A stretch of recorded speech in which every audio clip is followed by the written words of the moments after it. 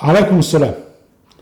أهلا وسهلا بكم أحبتي في برنامجكم الحلقات القرآنية، وهذه الحلقة رقم 1008، ونحن في كتاب المبادئ الحقيقية للشريعة الإسلامية، وهذه آخر حلقة في مقدمات الكتاب، وعنوانها مجال تطبيق الشريعة الإسلامية في الإسلام السلوكي وليس في الإسلام العقيدي. بمعنى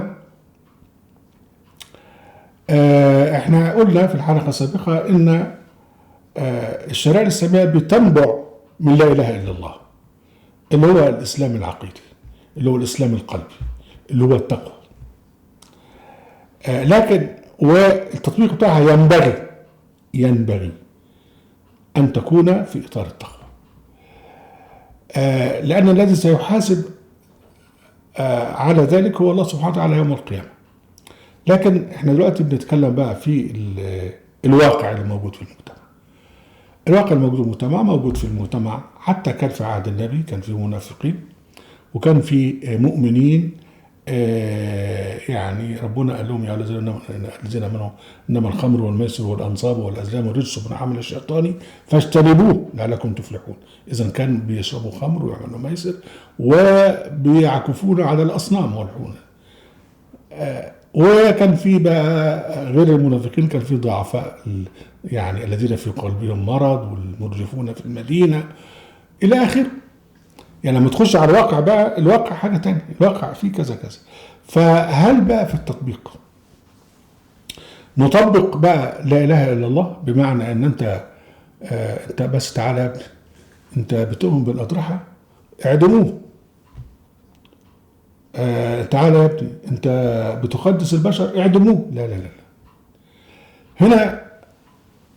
هنا نوعان من الحقوق: حق الله جل وعلا وحق البشر او حق الانسان او حقوق الانسان. حق الله جل وعلا مؤجل الحكم فيه الى يوم القيامه، يعني ان تؤمن به وحده الها وليا، وحده شفيعا، وحده نصيرا، وحده وكيلا، أن تعبده وحده جل وعلا في يعني صلاتك وصيامك وحجك وصدقاتك وفي تعاملك مع الناس.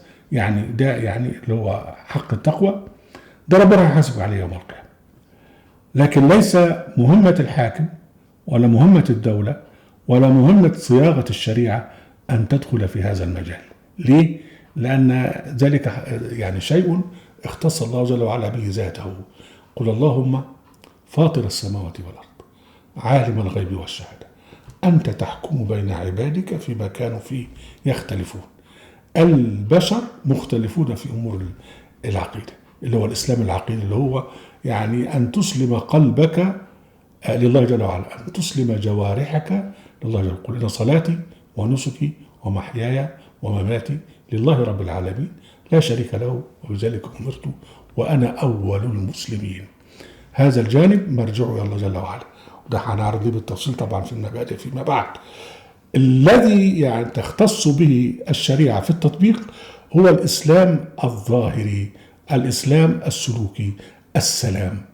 أنت مسالم، إذن أنت مسلم على حسب سلوكك، وأنت مسالم مع الناس، يعني الناس بتأمنك، يعني أنت مؤمن بمعنى أن الناس تأمن لك. أنت مسالم، ادخلوا في السلم كافة. بذلك بقى أنت مواطن، لا شأن لنا باعتقادك، لكن الشأن لنا أنت بتعمل إيه. فطالما أنت مسالم دخلت في مشكلة، احنا بقى بنحكم بقى على حسب الظاهر. فمن هنا بقى أن يعني مجال تطبيق الشريعة الإسلامية ليس في الإسلام العقيدي القلبي التقوى لا إله إلا الله، وإنما هو فقط في الإسلام السلوكي. أي إنسان مسالم يبقى هو ده مسلم ومواطن، لا شأن لنا بما يقوله في، يعني إذا كان بيؤمن إذا كان بيكفر. ولا نتذكر بقى كما قلنا أنها كان في منافقين، والمنافقين دول كانوا مسالمين، وبالتالي يعني اعتبروا من ضمن المجتمع ومواطنين، مع أن الله سبحانه وتعالى أنزل في القرآن ما يؤكد كفره، وآيات كثيرة سنتعرض لها فيما بعد. يعني إذا بقى نخش بقى في النهاية على مبادئ الشريعة الإسلامية، ونقول من دلوقتي إن يعني هذه المبادئ متداخلة، لأنها تعبر عن الخير.